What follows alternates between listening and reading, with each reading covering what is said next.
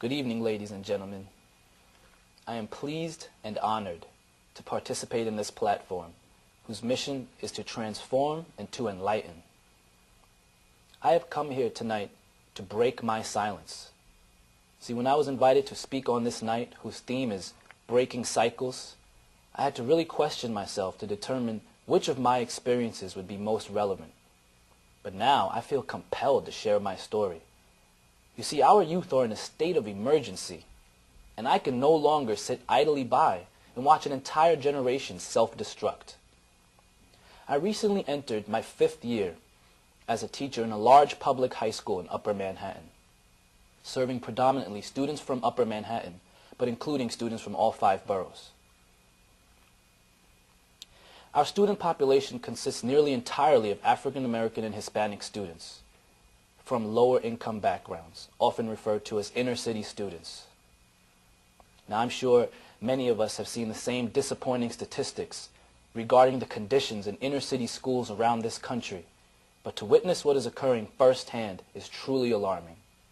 Over the past several years, I have been submerged in the culture of my students, their behavior, their decisions, their temper, their perspective on life. Tonight, I want to provide some more insight into the state of emergency that I just described.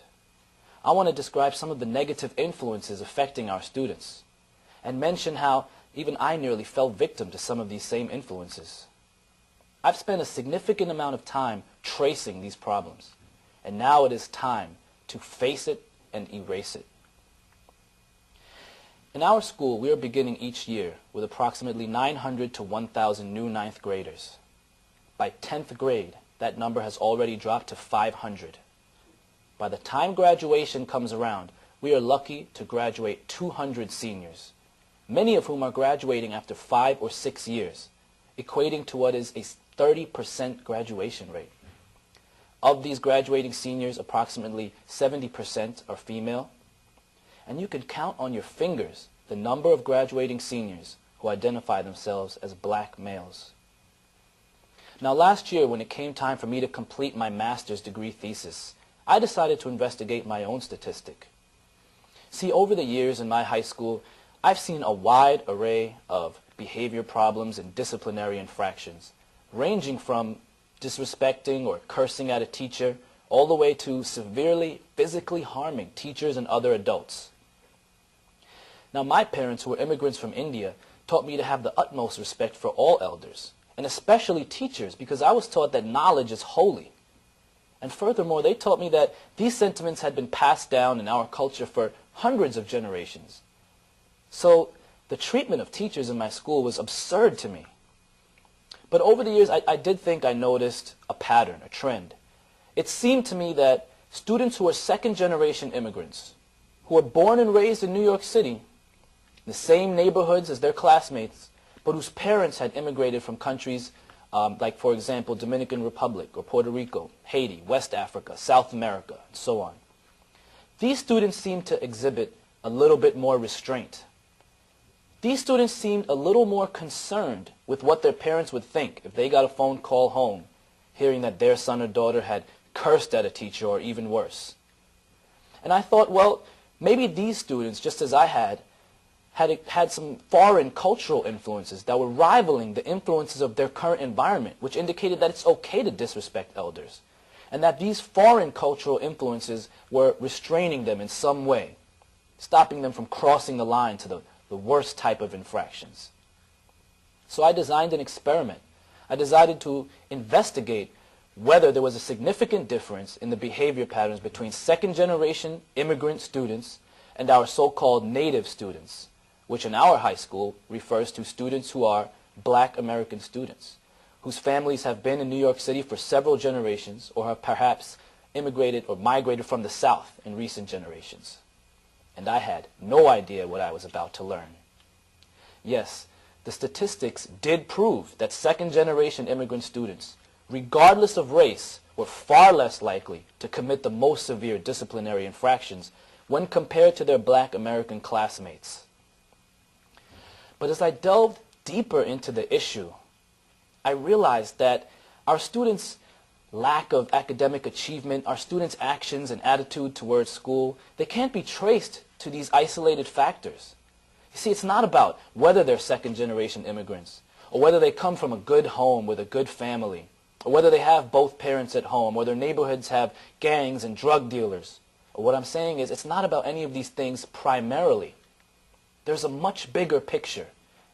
I became curious about what specifically shapes students' minds and makes them decide that they will treat their school, their academics, the authorities, their elders, and so on in these ways. And I discovered the research of the late John Ogbu. Professor Ogbu was a pioneer in the field of minority education and co-founded a theory that many of you may be familiar with, the acting white theory. See, several years ago it was discovered that students, the black students, in an affluent suburb of Ohio were still severely underperforming academically compared to their white classmates, though they were all in the same socioeconomic bracket. So Professor Ogbu and his colleagues decided to go and investigate, and they interviewed students, parents, faculty, and so on. And at the end, they determined that the major factor causing this discrepancy in academic achievement was the black students' fear of being labeled as acting white by their peers. You see, it's not even socioeconomic status that is the major contributor to what is occurring today. It's not about these isolated factors. There's a bigger picture. This is about a student's state of mind. All of these factors contribute to a student's identity. Professor Ogbu also had another fascinating theory, that this entire country is comprised of immigrants, voluntary immigrants and involuntary immigrants. Now, voluntary immigrants, for example, are the Asian or European communities that came here by choice, for the most part, pursuing economic and other opportunities. While involuntary immigrants, first and foremost, are the African American citizens of this country whose ancestors were brought here by force during the era of slavery. Now, under this model, voluntary immigrants are much more likely to easily, seamlessly assimilate into mainstream middle-class American culture, while involuntary immigrants are much more likely to develop an oppositional subculture that runs counter to mainstream middle-class white American values. Well, I was fascinated. This made me think about my students. What was their orientation towards society? Well, clearly their behavior and ideas run in direct contrast to mainstream middle-class values. My students react with violence as the first solution to any problem. They believe their number one priority is to avoid being perceived as weak by anyone around them. So what does this mean? If you're walking down the halls and someone inadvertently scuffs up your brand new Jordans, hit them. If a teacher says anything to you that the rest of the class would consider you having been disrespected, they would perceive you as weak, curse that teacher off. If you're in the hall and someone makes fun of you, get all your friends and jump them after school.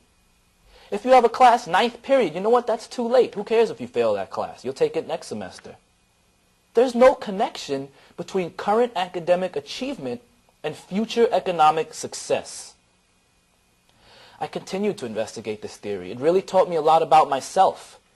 I tried to use it to help me trace the formation of my own identity, adapting into this society as a second-generation immigrant myself, born in New York City to Indian immigrants. See, I only told you the part about receiving positive cultural values from my parents regarding elders or my education.